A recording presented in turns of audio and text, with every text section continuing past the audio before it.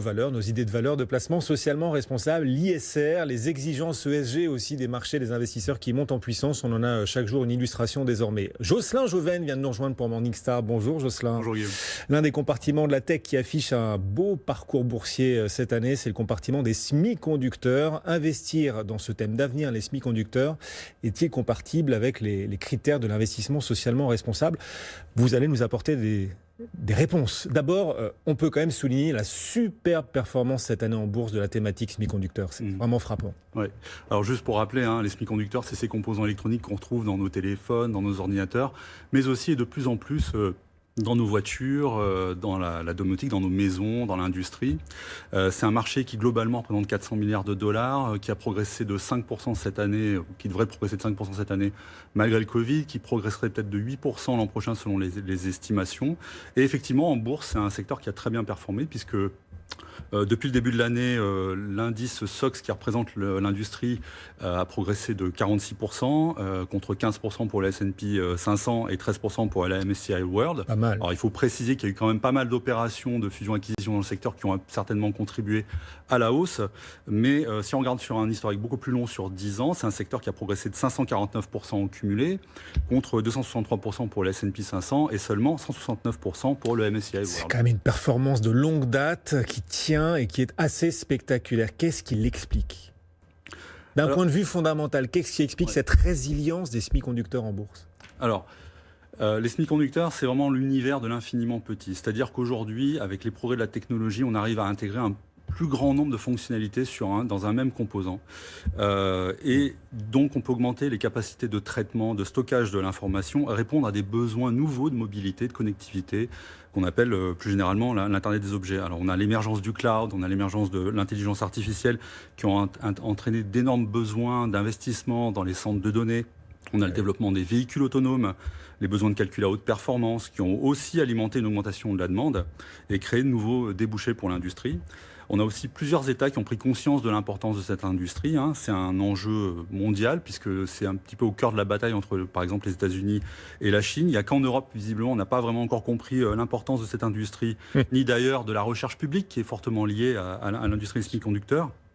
Mais tout ceci, au global, montre que sur 20 ans, et quand on regarde l'évolution de la demande, on a une augmentation régulière de la rentabilité du secteur qui contribue et qui a relativement résisté à la récession. Bon, ce secteur, il est porté, par exemple, en France, par un groupe comme STMicroelectronics, il y a Infineon, etc. On va en parler de ces titres, justement. Sous l'angle de l'investissement socialement responsable, justement, est-ce que le secteur des semi-conducteurs est un secteur attractif?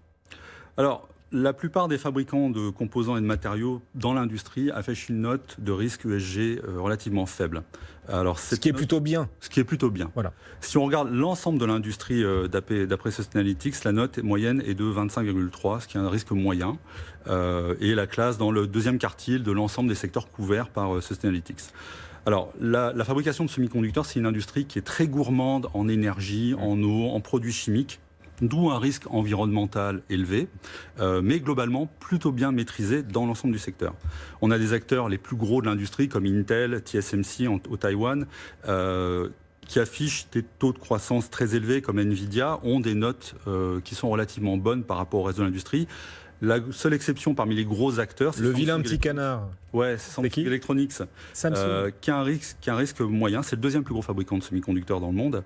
Et ce risque est en fait lié au problème d'éthique des affaires avec des incidents de corruption révélés ces dernières années. En effet, l'investissement socialement responsable, c'est la protection de l'environnement, mais aussi des critères sociaux et de gouvernance. Bon, là, sur Samsung Electronics, il y a manifestement un problème. Alors, vous avez évoqué la faible présence de l'Europe dans ce secteur des semi-conducteurs, mais enfin, on a quand même des champions, y compris français, on les a cités. Comment est-ce qu'ils sont notés, ces principaux acteurs européens des semi-conducteurs en termes ESG ou pour les investisseurs socialement responsables? Ouais. Alors les deux plus gros acteurs en Europe, ce sont STMicroelectronics et Infineon pour la partie puces.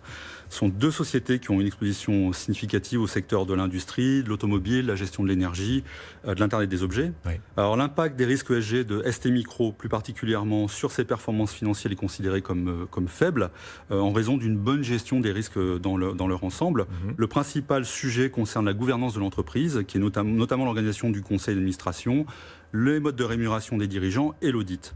Bon, c'est sur la gouvernance qu'il y a une question autour des STMicroelectronics. Pour le reste, la note est plutôt correcte. Voilà. De son côté, Infineon affiche un risque lui aussi un petit peu plus faible, mais on note quand même qu'il y a des sujets en matière de gouvernance, là encore, et que ça peut être une source d'amélioration à notre avis.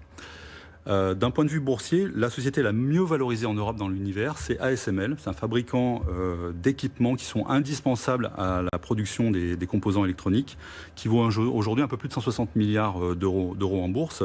Mais c'est aussi la société la mieux notée du secteur, celle qui a le risque ESG le plus faible dans son ensemble. Et là, Jocelyn, vous venez d'évoquer les bons élèves sous l'angle des critères socialement responsables. Quels sont ceux qui, au contraire, devraient faire davantage d'efforts pour obtenir une bonne note ? Alors, au niveau mondial... C'est vous qui attribuez les notes, attention. Oui. Ils nous écoutent peut-être. Je ne sais pas. Au niveau mondial, on observe qu'un certain nombre d'acteurs, comme le chinois SMIC, le taïwanais Global Wafers ou l'américain Micron Technology, qui fabriquent des mémoires, ont des scores médiocres qui sont liés à la fois aux questions de gouvernance, donc on l'a évoqué, mais aussi d'utilisation des ressources, donc un risque environnemental qui pourrait affecter leur performance financière sur le long terme. En Europe, la seule société qui devrait avoir le plus de progrès à faire, à notre avis, c'est Soitec. Aïe. Un Français. Un Français, oui. Alors, c'est une société qui fabrique des galettes de silicium sur isolant qui sont très populaires parce qu'elles ont l'avantage de contribuer à une moindre consommation d'énergie des composants, en particulier dans les applications de télécommunication, de mobilité, comme les véhicules électriques. Alors, non seulement le team nous semble chèrement valorisé d'un point de vue fondamental, boursier, mais d'un point de vue ESG, il est bien plus risqué que le reste du secteur. Et c'est en particulier au niveau de l'utilisation des ressources qu'on pense qu'il y a de gros points d'amélioration pour la société. Attention sur l'utilisation des ressources, mauvaise note sur Soitec, donc que vous pointez du doigt aujourd'hui. Morningstar et les spécialistes de Sustainalytics, puisque vous travaillez ensemble désormais. Et oui.